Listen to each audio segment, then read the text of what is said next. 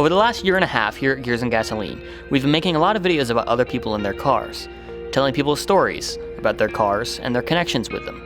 And recently, we've been telling stories of a few popular YouTubers. But we forgot something. We forgot to tell you the story about us and who we are. Hey, my name is Ben. I'm kind of the more Asian-looking Ben. So we started the channel last year in April, so 2015, the month of April. I had kind of wanted to do a YouTube channel or just make car-centered videos for probably about a year prior to that. And then I was just hanging out with Ben in his garage while he was working on his ZX2 one night. And I had a bunch of film gear because I was a video major when I was in college, and I was just filming him doing stuff. And we kind of had an idea that we should start a YouTube channel together doing car-centered videos. And at the time it was just going to be build video stuff, but I always wanted it to branch out. I think we both wanted it to be all about car culture. And you know, eventually we were on a road trip or something and we came up with the name Gears and Gasoline, and that was when it like really started happening. Ever since then, we've been kind of thinking, what's the next video going to be? How are we going to make the next video better than the one that we did before? You know, we want to make every video different. We don't want to be boxed into a particular type of channel. If you want to box us in, I'd say we're an automotive channel, or really anything with a gasoline and gears in it. We started doing review videos. That kind of progressed into, you know, we would do interviews with the owners because we wanted to really have a personal connection, not just to the car. We didn't just want it to be about the car, we wanted it to be about the person that owned the car.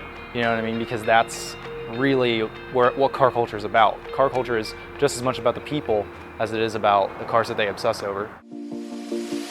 Don't turn away, I'll be lost without you. My name is also Ben, and I drive a 2008 Legacy GT Spec B. So the Spec B came with a couple of things that the regular GT didn't have, most notably the 6-speed transmission out of the STI.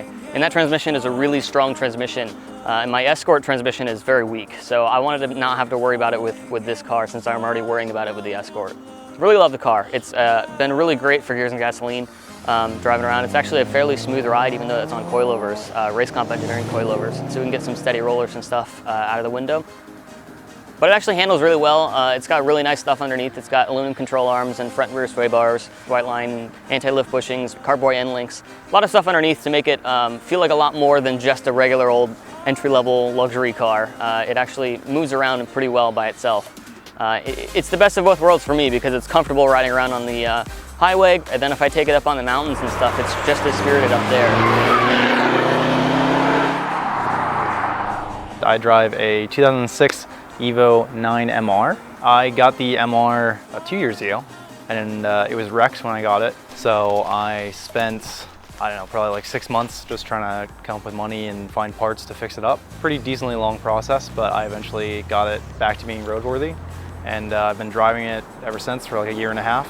Everybody says that Evos aren't reliable, or just Mitsubishis in general.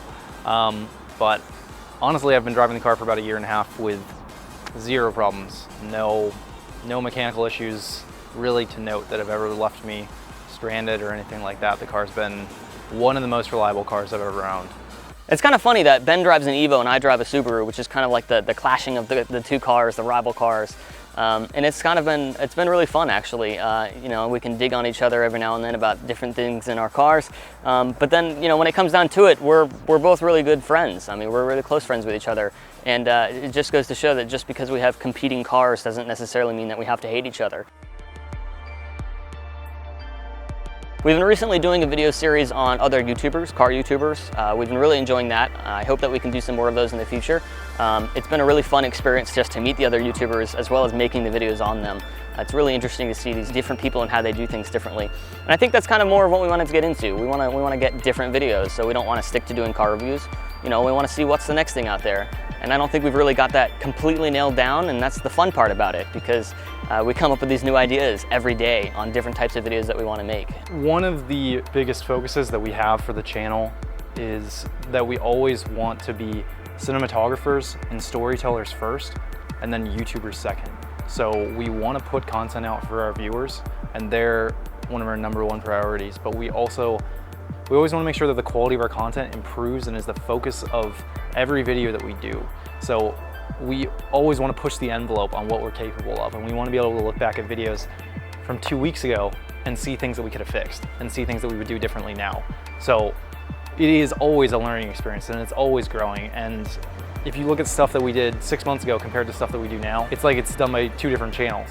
So Ben being the videography major, he's a really creative mind.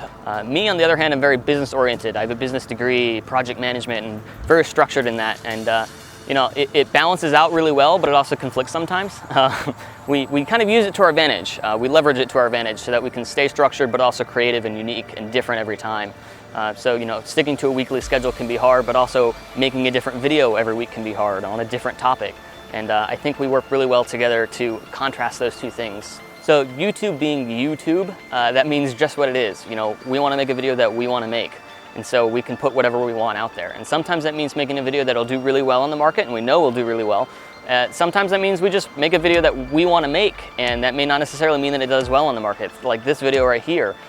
This is a video that we wanted to make. It's not necessarily something we thought would go viral or anything crazy like that. You know, we're always going to do that no matter how big we get. We're always going to make videos that we want to make. So, that's it for this week, guys. You've been awesome viewers, and we hope that we can continue to make videos for you all over the coming years. But until then, be sure to check back with us next week for more gears and gasoline.